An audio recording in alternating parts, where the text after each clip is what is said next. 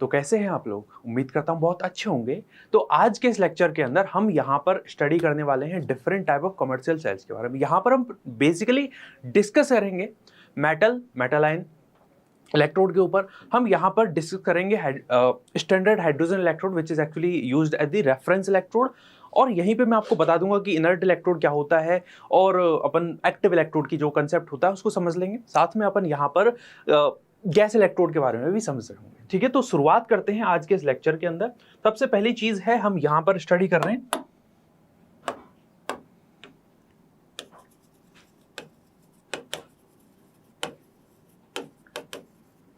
Metal ion electrode. अब देखो जरा, जो इलेक्ट्रोड है वो एनोड भी हो सकता है, कैथोड भी हो सकता है। मान लीजिए हमारा जो मेटल आयन इलेक्ट्रोड है, अगर वो एनोड की तरह काम करता है और एक बार कैथोड की तरह काम करेगा, तो देखो अगर वो एनोड की तरह काम करेगा, हम जानते हैं एनोड पर होता है ऑक्सीडेशन। अब ऑक्सीडेशन का मतलब क्या है? ऑक्सीडेशन का सीधा सा ये मतलब है कि इलेक्ट्रॉन रिलीज करे जाएंगे। यानी हम ये कह सकते हैं क्या कि जो मेटल है वो कन्वर्ट हो जाए Mn प्लस के अंदर और यहां पर N इलेक्ट्रॉन रिलीज कर दिए जाए। बहुत बढ़िया।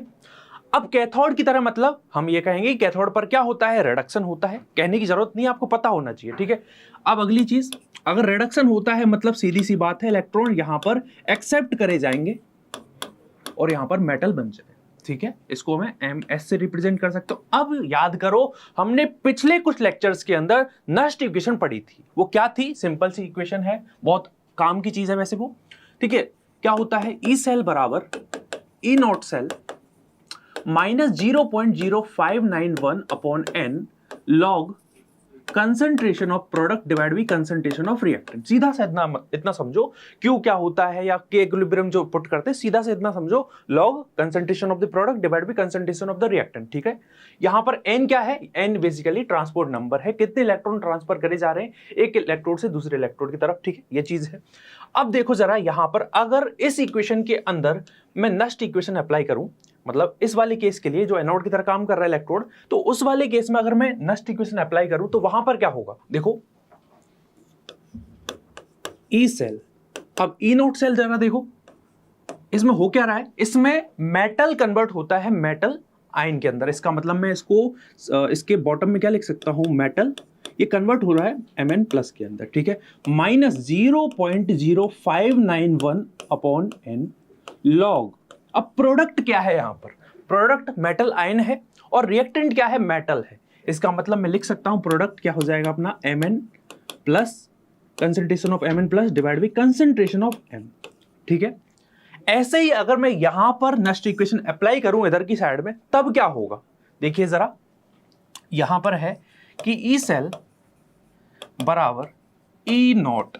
अब देखो इस केस में क्या हो रहा है? Mn प्लस इलेक्ट्रॉन को एक्सेप्ट कर रहा है, मतलब मेटल आयन इलेक्ट्रॉन एक्सेप्ट कर रहा है और मेटल में कन्वर्ट होता है। ठीक है, इसका मतलब Mn प्लस स्लैश, आपको सेल रिप्रेजेंटेशन सिखाया हुआ है मैंने, M minus 0.0591 upon n concentration of M divide by concentration of metal ion. ऐसा कुछ लिख सकता हूं क्या मैं? बिल्कुल लिख सकता हूं।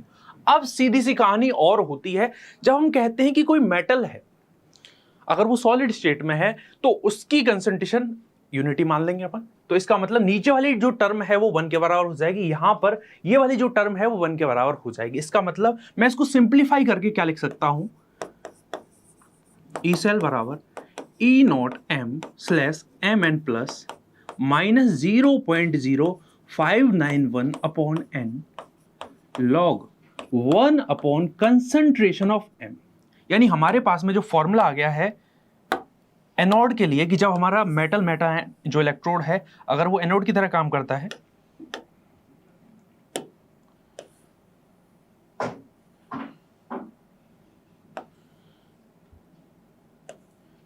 तो अपना फॉर्मूला यहां पर क्या होगा?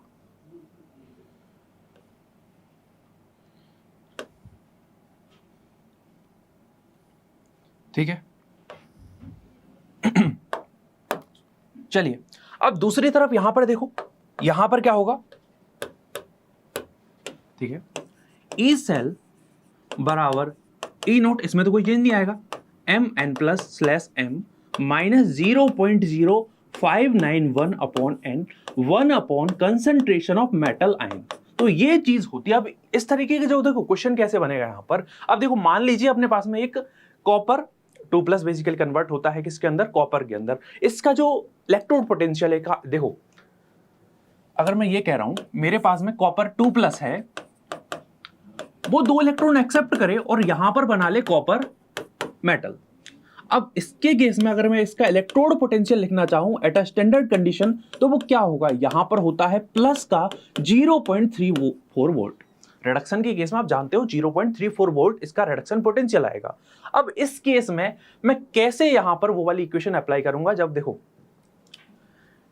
ई सेल बराबर ई नॉट, अब यहां पर क्या हुआ है Cu2+ Cu minus 0.0591 upon n log क्या हुआ यहां पर, और ऊपर वाली कंसंट्रेशन देखो ये मेटल कंसंट्रेशन है तो ये 1 के बराबर हो जाएगी, divide by 1 upon concentration of Cu2+। तो अपने पास में क्या है यहां पर, ये वाली जो ये वाला जो मेटल इलेक्ट्रोड है, ये वाला जो रिडक्शन पोटेंशियल इसकी वैल्यू पता है, तो यहां पर क्या करेंगे अपन, ई सेल बराबर यहां पर लिख सकते हैं 0.34 माइनस 0.0591 अपॉन n की वैल्यू कितनी है, 2 इलेक्ट्रॉन मुझे यहां पर ट्रांसफर होते हुए दिख रहे हैं, मतलब ट्रांसपोर्ट नंबर कितनी होगी यहां पर 2, ठीक है, लॉग। अब क्या होगा, इसकी कंसंट्रेशन हमको एग्जाम में दे देगा, उसके अकॉर्डिंग अपन ई सेल यहां पर फाइनली कैलकुलेट कर लेंगे। तो इस तरह क्वेश्चन एग्जाम में बनेंगे बेसिकली। अब यहां पर आई थिंक अपन को समझ में आ गया, बहुत आसान सी चीज है। अगर आप कंसेप्ट बेसिकली आपको क्लियर है कि एनोड पर क्या होता है, कैथोड पर क्या होता है, आपको ये पता है कि यहां पर अगर एनोड की बात कर रहे हैं मतलब ऑक्सीडेशन होता है, ऑक्सीडेशन का मतलब क्या है, इलेक्ट्रॉन रिलीज करना, तो वही चीज मैंने यहां पर लिखी है। दूसरी तरफ कैथोड की तरफ देखो, कैथोड का मतलब क्या है, ऐसा इलेक्ट्रोड जहां पर रिडक्शन होता है। रिडक्शन का मतलब क्या है, इलेक्ट्रॉन को एक्सेप्ट करना। वो इक्वेशन मैंने लिखी और फिर मुझे याद है नस्ट इक्वेशन। नस्ट इक्वेशन अपन को पता है क्या होती है, पूरी इक्वेशन मैंने यहां पर लिखी। अब मैंने जो नस्ट इक्वेशन है ये बेसिकली अपने पास में केमिकल इक्वेशन है, तो यहां पर वो सारी चीजें मैंने पुट करी, तो फाइनली मेरे पास में एक इक्वेशन बन गई। और फाइनली फिर मैंने क्या बता दिया, यहां पर कंसंट्रेशन ऑफ m को मैं क्या मान सकता हूं, 1 मान सकता हूं। यहां पर भी कंसंट्रेशन ऑफ m को 1 मान सकता हूं। ये चीज मैंने मान ली। पुट करने के बाद फाइनली जो मेरे पास में फॉर्मूला निकला वो ये निकला। अगर भूल भी जाओ एग्जाम में, इतना सा याद रखो नस्ट इक्वेशन क्या होती है। अगर आपको पता है नस्ट इक्वेशन क्या है, आप निकाल लोगे ये चीज। ई सेल बराबर E nought cell minus 0.0591 upon n log concentration of P divide by concentration of R। इतना सा अगर आपको आइडिया है तो आसानी से आप वो वाला केस निकाल सकते हो। मतलब आपको कैसा भी केस दे दे, आपको एनोड वाला केस दे दे, आपको कैथोड वाला केस दे दे, आपको ऑक्सीडेशन वाला केस दे दे, या फिर आपको रिडक्शन वाला केस दे दे, वो चीज आप कर लोगे। अब चलते हैं अगले केस की तरफ। जो हमको समझना है वो है स्टैंडर्ड हाइड्रोजन इलेक्ट्रोड SHE।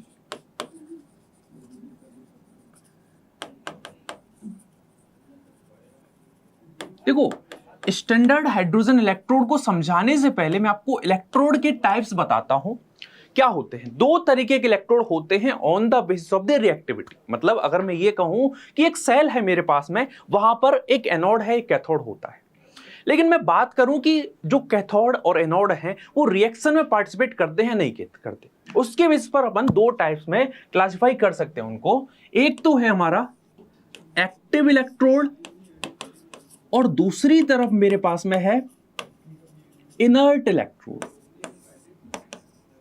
दूसरी तरफ मेरे पास में क्या है, इनर्ट इलेक्ट्रोड।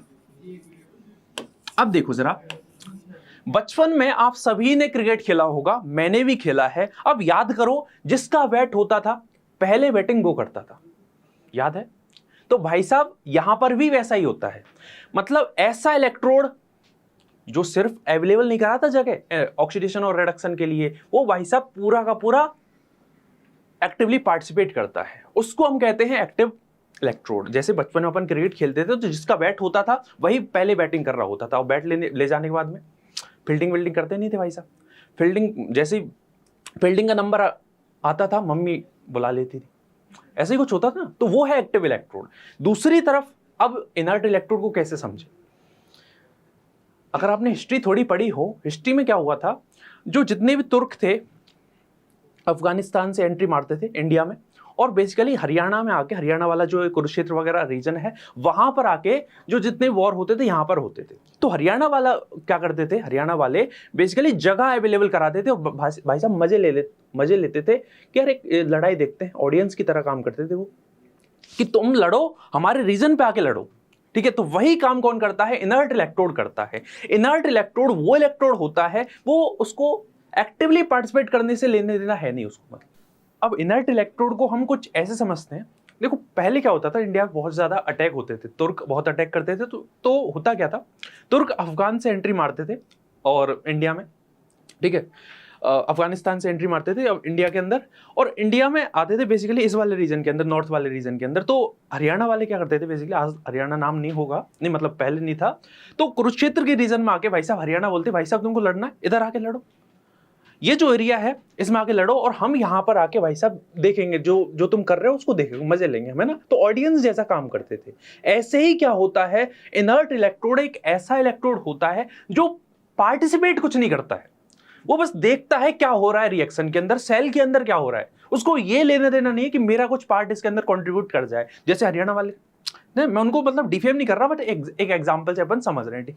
तो इनर्ट इलेक्ट्रोड क्या करता है, एक्टिवली पार्टिसिपेट नहीं करता है। एक्टिवली पार्टिसिपेट नहीं करने का मतलब क्या है, ना तो ऑक्सीडेशन करेगा ना ही रिडक्शन करेगा, बस जगह अवेलेबल कराता है, प्लेटफॉर्म अवेलेबल कराता है, जैसे कि इनर्ट इलेक्ट्रोड करते हैं। एग्जाम्पल के लिए प्लेटिनम सबसे मतलब बेस्ट एग्जांपल है इसको समझने के लिए। अगर मैं कहूं एक्टिव इलेक्ट्रोड, तो एक्टिव इलेक्ट्रोड में हमको दिमाग में आना चाहिए जैसे जिंक हो गया, जैसे Cu हो गया, ठीक है। ये सब ऐसे इलेक्ट्रोड हैं जो पार्टिसिपेट करते हैं, ठीक है। अगर मैं यहां पर कहूं तो यहां पर प्लेटिनम जो इलेक्ट्रोड है वो किस चीज का एग्जाम्पल हो जाता है, ये एग्जाम्पल हो जाता है हमारा इनर्ट इलेक्ट्रोड का, ठीक है। समझ में आया? अब जरा कुछ ऐसे समझो यार, अब हमको समझना है रेफरेंस इलेक्ट्रोड। रेफरेंस इलेक्ट्रोड क्या होता है, माना कि अगर मुझे एक सेल कंस्ट्रक्ट करना है, मेरे पास में क्या है, एक ही इलेक्ट्रोड है ना, और मुझे उस सेल का क्या निकालना है, मतलब एक इलेक्ट्रोड है जो कि या तो कैथोड की तरह काम करेगा या फिर एनोड की तरह काम करेगा, ठीक है।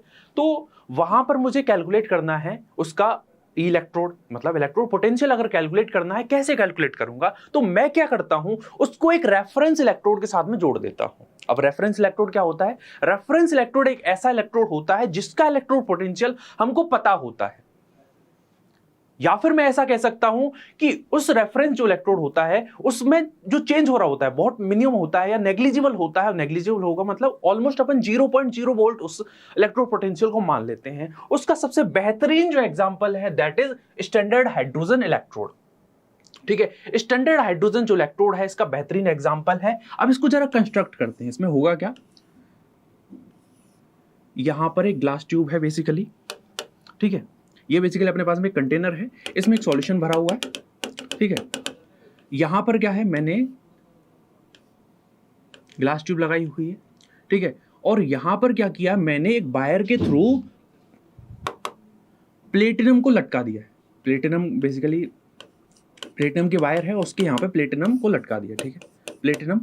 और यहां पर क्या है, इधर से अपन H2 गैस को यहां पर फ्लो कर रहे हैं, ठीक है। तो ये कुछ कंस्ट्रक्शन इस तरीके से अपन करते हैं किस चीज का, हाइड्रोजन इलेक्ट्रोड का, स्टैंडर्ड हाइड्रोजन इलेक्ट्रोड का। अब देखो जरा, अब जो स्टैंडर्ड हाइड्रोजन इलेक्ट्रोड है क्या ये एनोड की तरह काम कर सकता है? कर सकता है, किसी ने रोका नहीं है। ऐसे ये क्या ये कैथोड की तरह काम कर सकता है? बिल्कुल कर सकता है। हमने इलेक्ट्रोकेमिकल सीरीज पढ़ी हुई है, ऊपर अपने कुछ एलिमेंट आते हैं, नीचे भी कुछ एलिमेंट आते हैं। अगर मैं ये कहूं हाइड्रोजन, देखो यहां पर है, ऊपर कुछ एलिमेंट होंगे, नीचे भी कुछ एलिमेंट होंगे। अगर मैं इसको यहां पर किसी एलिमेंट के साथ में कनेक्ट करता हूं, मतलब जिंक के साथ में अगर कनेक्ट करूं इसको, और यहां पर कॉपर है, तो आपको पता है मैंने आपको सिंपल एक ट्रिक बताई है, अगर एलिमेंट ऊपर है तो वो क्या करेगा, एनोड की तरह काम करेगा। सिंपल से इस तरीके से याद रख सकते हो। अगर वो नीचे है इसका मतलब वो कैथोड की तरह काम करेगा। तो अगर मैं ऐसा करता हूं, मेरे को दो इलेक्ट्रोड चाहिए, एक हाइड्रोजन है एक कॉपर है, तो आपको पता है कॉपर एज अ कैथोड काम करेगा, हाइड्रोजन एज अ एनोड काम करेगा। अगर ऐसा हो, जिंक जो इलेक्ट्रोड है वो हाइड्रोजन इलेक्ट्रोड के साथ में मैंने कनेक्ट कर दिया, तो हाइड्रोजन एज अ कैथोड काम करेगा और जिंक जो है वो एनोड काम करेगा। जैसे मैंने आपको मेटल आयन जो इलेक्ट्रोड है उसके अंदर समझाया था, ऐसा ही यहां पर मुझे समझाना है। देखिए जरा, क्या हो सकता है, ये एनोड की तरह काम कर सकता है और दूसरी तरफ ये कैथोड की तरह काम कर सकता है।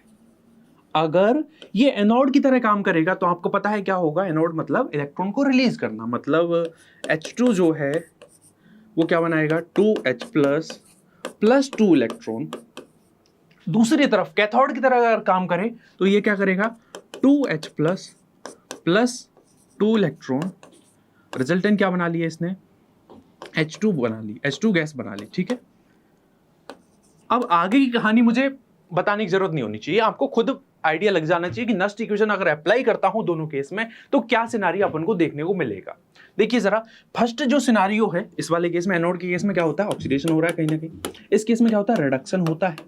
तो देखिए अगर मैं नस्ट इक्वेशन अप्लाई करता हूं, ई सेल बराबर क्या होगा, E nought cell minus 0.0591 upon N log concentration of the product divide by concentration of the reactant. तो क्या लिखना है अपन को, H प्लस की पावर 2 डिवाइड बाई H2। अब आपको पता है नीचे वाली जो कंसंट्रेशन है कहीं ना कहीं प्रेशर, अब देखो यहाँ पे प्रेशर ऑफ द H2 लिखना पड़ेगा और प्रेशर ऑफ जो H2 है कहीं ना कहीं 1 के बराबर हो जाता है। ठीक है, ठीक है। अब एक चीज और है यहाँ पर क्या होता है, जब अपन रिप्रेजेंटेशन करते हैं सेल रिप्रेजेंटेशन, तो एनोड वाली जो रिएक्शन है वो किस तरीके से लिखी जाएगी, यहां पर अपन कुछ ऐसे लिखते हैं, सेल रिप्रेजेंटेशन की बात कर रहा हूं, EPTH2 EPTH2 स्लैश H, इस तरीके से। यहां पर कैथोड की तरफ अगर लिखना हो तो कैथोड के केस में क्या होगा, अपन EH plus slash H2 slash comma P। ठीक है, इस तरीके से लिखना होता है। तो इसकी जगह अपन ये लिख देंगे, मतलब इसकी जगह अपन ये चीज लिख सकते हैं। ठीक है, तो अगले स्टेप में लिखते हैं इस चीज को, ई सेल बराबर EPTH2 स्लैश H प्लस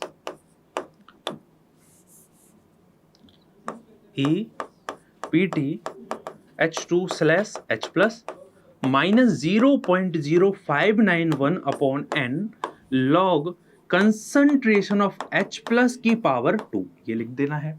ठीक है, दूसरी तरफ आप इसको भी लिख सकते हो कि ई सेल बराबर E nought H plus slash H2 slash PT, मतलब comma PT minus 0.0591 upon N log concentration of H2 divide by concentration of H plus की पावर 2।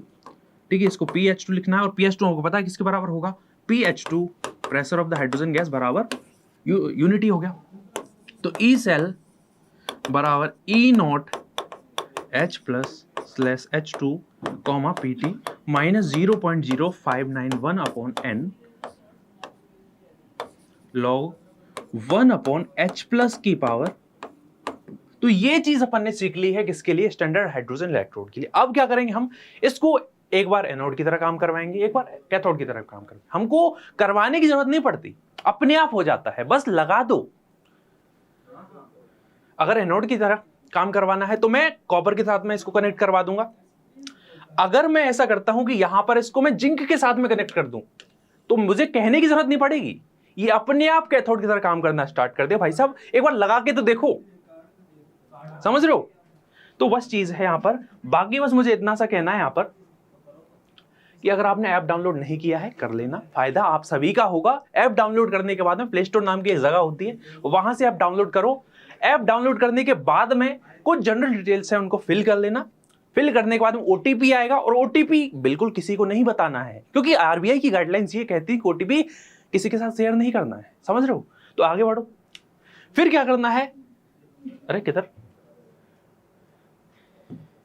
फिर आपको क्या करना है, बेसिकली कोर्स के लिए एनरोल करना है। कॉम्पिटिटिव एंड प्रोफेशनल वाला एग्जाम है, उसको चूज कर लेना। वहां पर अपन 12th क्लास के अंदर जाएंगे, 12th नीट के अंदर, और फाइनली आपको केमिस्ट्री, अपना बायोलॉजी और फिजिक्स दिखेगी। उनको जो भी सब्जेक्ट आपको पढ़नी है वहां पर जाना, जो भी लेक्चर देखना, मान लीजिए इलेक्ट्रोकेमिस्ट्री आपको देखनी है केमिस्ट्री के अंदर, उसको टैप करना। वहां पर आपको डाउनलोड मटेरियल करके ऑप्शन दिखेगा और उस डाउनलोड मटेरियल में आपको क्या क्या चीजें मिलेंगी, आपको एनोटेड पीपीटी मिलेगी, आपको वहां पर डीपीपी मिलेगी। अगर आपको डाउट आता है किसी भी चीज में, आपको डाउट आता है डीपीपी के किसी भी क्वेश्चन में, या फिर आपको कोई भी डाउट आता है, तो आपको डाउट वाला ऑप्शन दिख जाएगा। वहां पर आपको क्वेश्चन मतलब फोटो खींच के पूछना है। अब हमारी जो टीम है जल्द से जल्द उस डाउट को क्लियर करेगी। बाकी जैसा मैं हर लेक्चर के लास्ट में आप सभी से कहता हूं कि भाई साहब पढ़ाई कीजिए, मन लगा के पढ़ाई कीजिए, और अगर डाउट आता है तो हम, ठीक है। Thank you very much.